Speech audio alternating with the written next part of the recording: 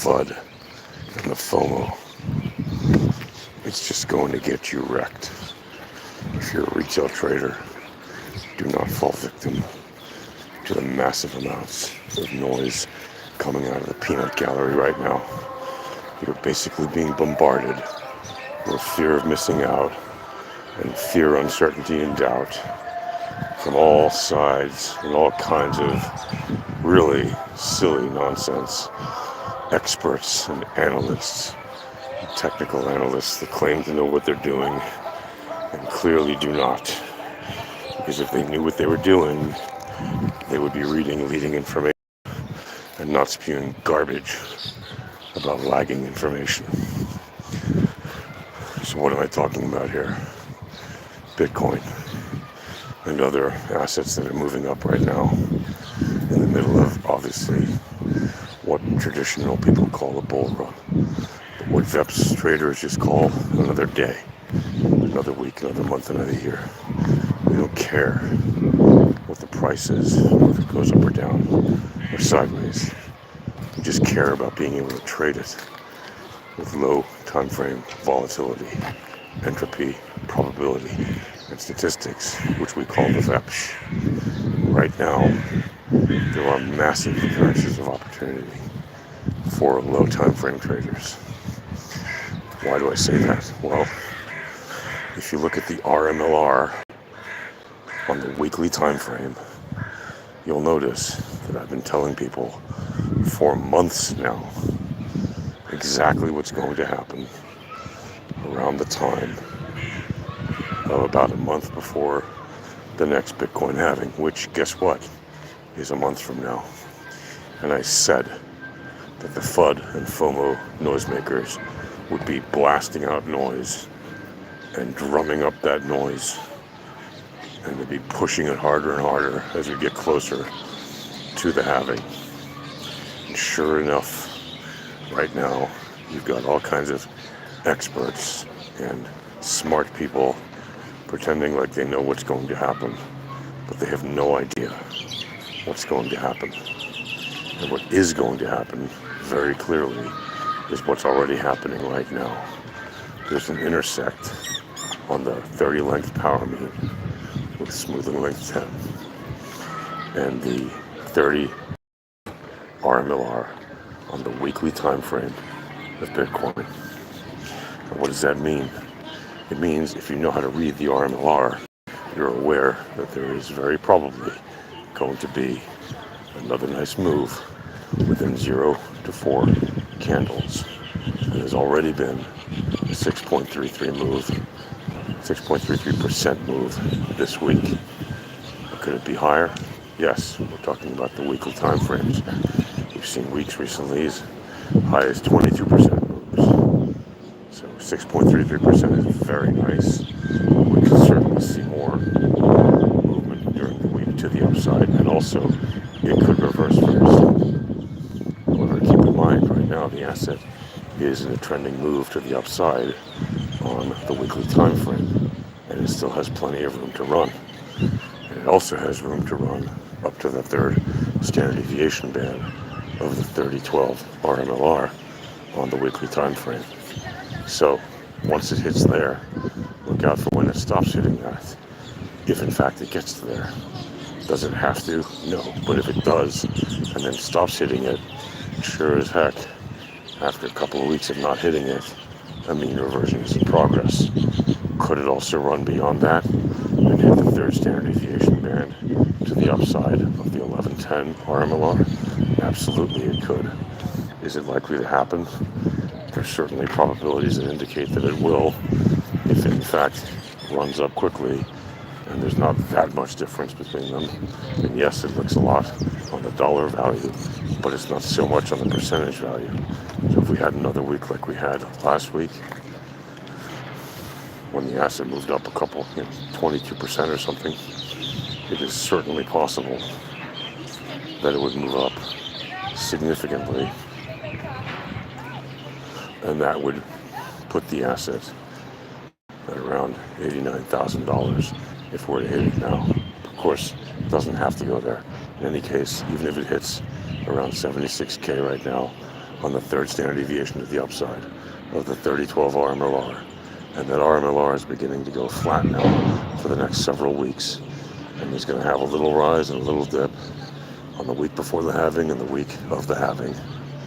Well, that is lined up perfectly for what's happening right now with all the noisemakers.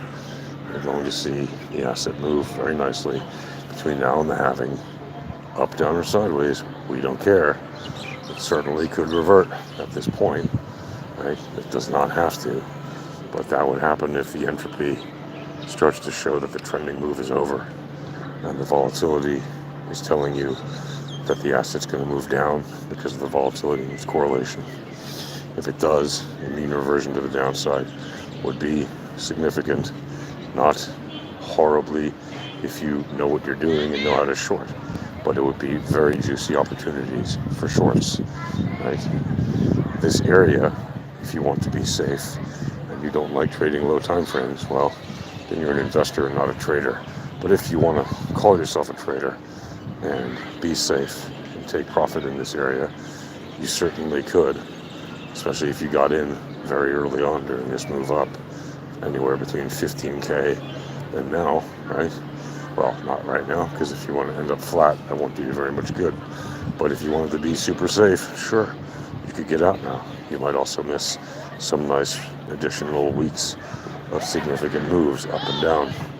That'll yield the price to a very different place than where it currently is, and you could take trades all along the way, up and down. And the point is, the RMLR on every time frame shows you when those mean reversions are happening, when the moves away from the mean reversion, from the means are happening. And it's a very good gauge for targeting your limiters in terms of your outliers and where your mean is at, and knowing what the probabilities are that the asset will mean revert to the RMLR or hit the third standard deviation band of that RMLR. And the power mean is also a very good indicator of that. And like I said, when you see the intersects happen, as we're having right now this week on Bitcoin, the intersect of the power mean and the 30-12 RMLR, there's a very, very high probability that we will see a move happen starting within 0 to 4 candles. And we've already seen it start at 6% and more this week. Now, could that 6% go up, a little bit, or even stay here and then turn around this week and give you a heck of a short? Yes, it absolutely could.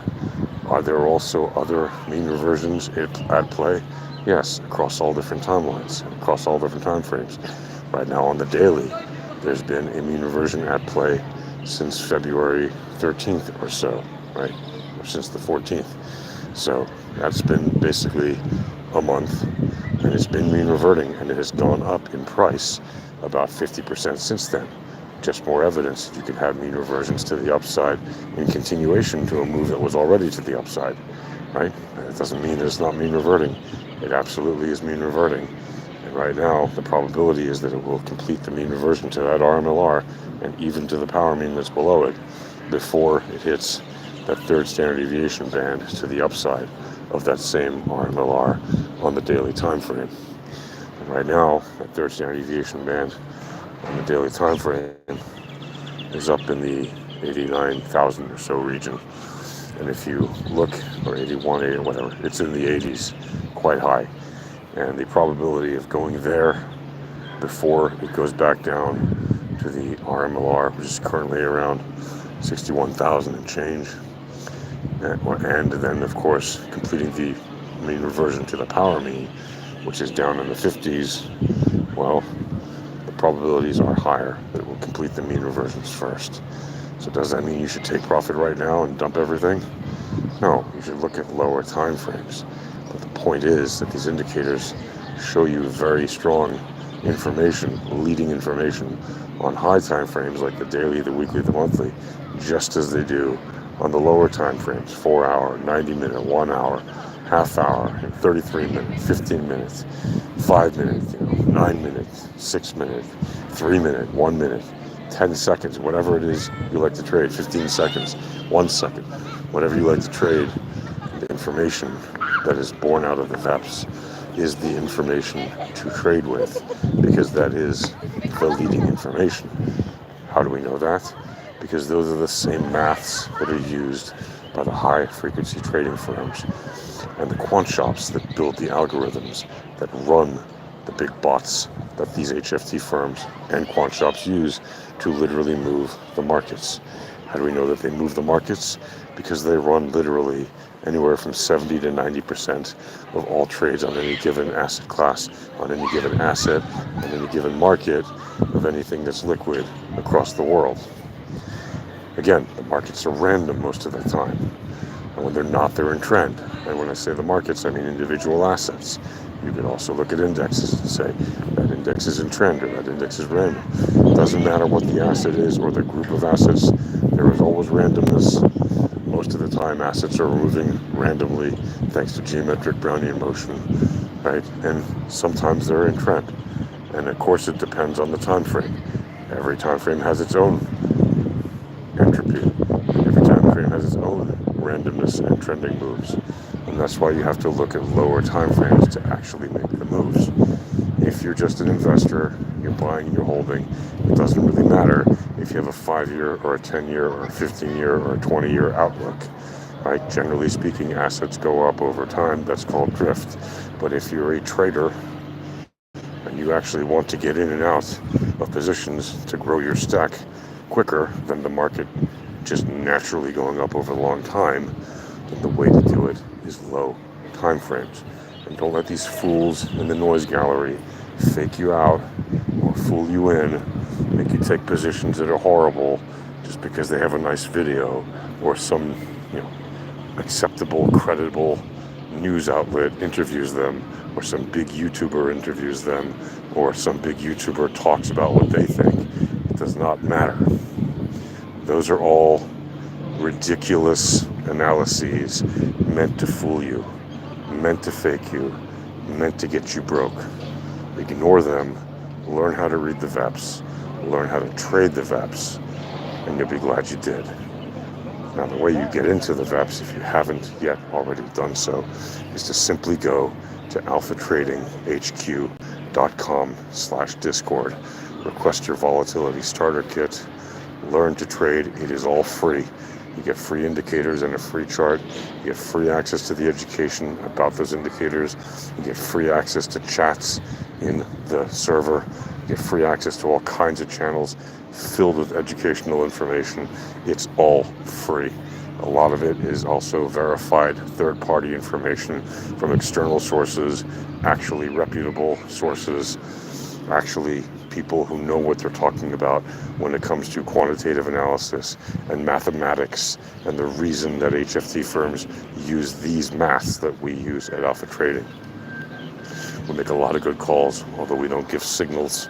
We do tell people the probabilities of up, down, and sideways movement, not as a signal, but just telling them what the actual probabilities are during our live streams. And those happen Monday through Friday, starting at 9 a.m. Eastern Time. And the way to get into our server again is to just go to alphatradinghq.com/discord and request your free volatility starter kit.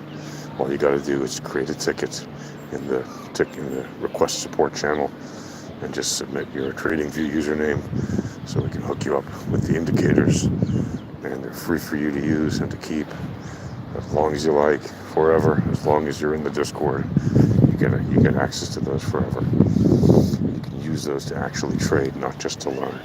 There are people who do that. We never ask for a penny. We don't care. Use them forever for free. Never upgrade to our Pro Trader tools if you don't want to. If you are a serious trader and you actually want to be a professional VEPS trader, then you can always upgrade to get the tools. It's really dirt cheap by comparison to other indicators, like literally $99 a month, which is like cheaper than a few, what is it, like 10 Starbucks grande lattes or whatever. Like save yourself the coffee for 1 month, and you can literally make that amount of money if you have the right position in one scalp, depending on the asset you're trading and depending on your position. We see it all the time. Like, it's a ridiculously cheap amount.